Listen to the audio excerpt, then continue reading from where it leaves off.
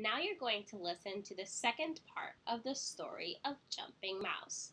Remember, this story is a folk tale told by Native Americans long ago.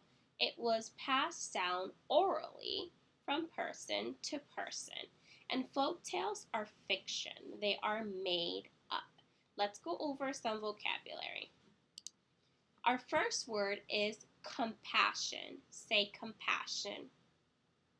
Compassion is the desire to help others when they are having a hard time. Enormous. Say enormous. Enormous means very big. Fragrances. Say fragrances. Fragrances are sweet or pleasant smells. And misuse. Say misuse. Misused means used incorrectly, so used the wrong way.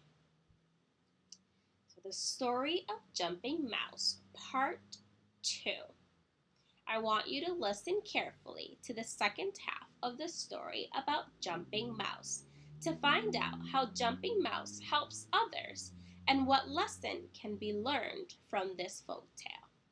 Sometime later, Jumping Mouse arrived at the great grassy plain.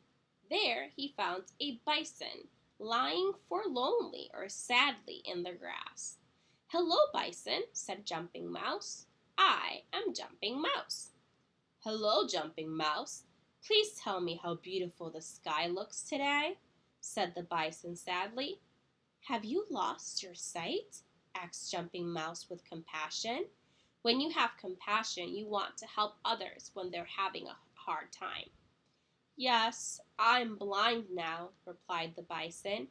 "I do not know what I will do now that I cannot see." "I'm just an ordinary mouse," replied Jumping Mouse. "But before I reached the grassy plain, a magic frog gave me a new name. The frog named me Jumping Mouse. The name gave me extra strength in my legs.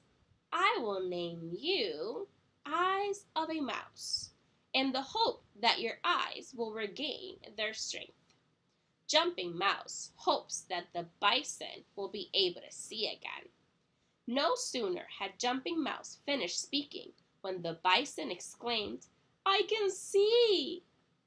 At that very moment, Jumping Mouse realized that he could no longer see. "And I cannot see," said Jumping Mouse. Why can't Jumping Mouse see? When he said, "I name you Eyes of a Mouse," he was giving the bison his eyes. Let's see what happens now. "Dear Jumping Mouse," said the bison, "you have given me your eyes. I am so thankful. Let me do something for you." "I am on my way to the far-off land," explained Jumping Mouse, "though how I will get there now I do not know." "Come, jump beneath my enormous hooves. I will guide you across the grassy plain to the high mountain," said the bison gently. Enormous means very big.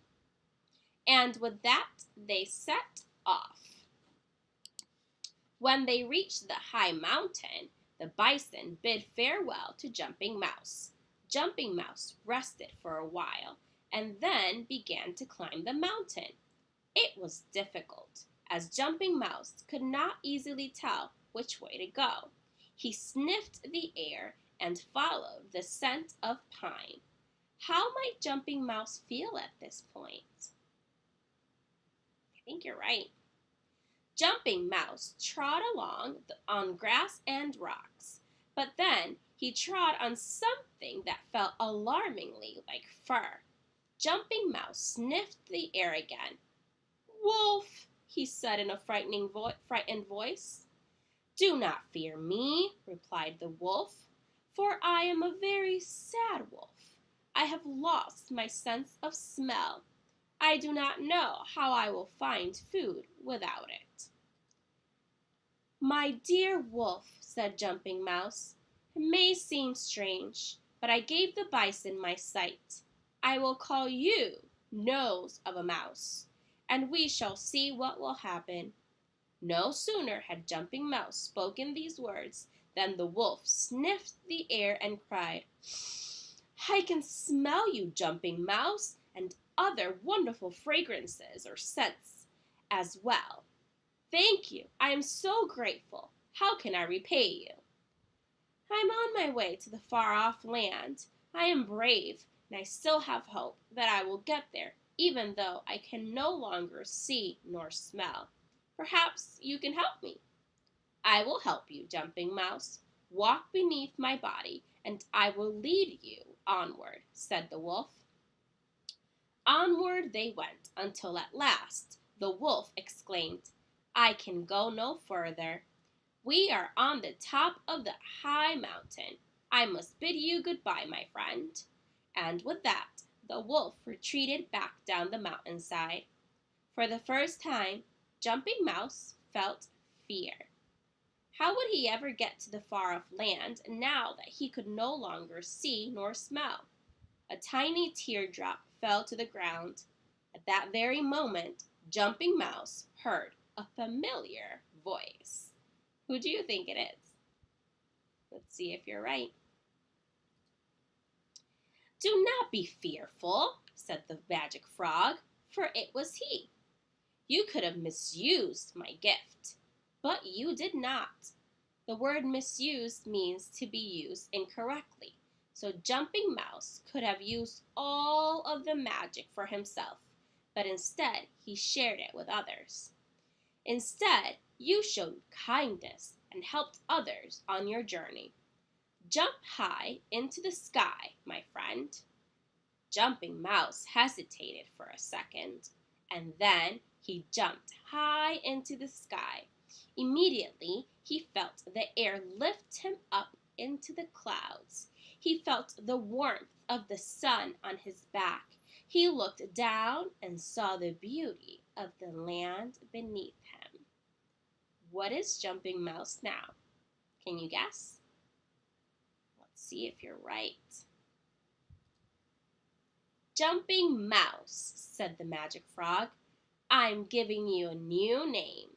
It is Eagle. Fly away, my friend, and soar on to your new home in the far-off land." And that is exactly what Jumping Mouse did. That was very nice of Jumping Mouse to use the magic that the magic frog gave him to help others. He helped the bison see, and he helped the wolf smell, even though he knew that would make his journey a lot harder. I hope you enjoyed that folk tale. Go ahead and answer the questions.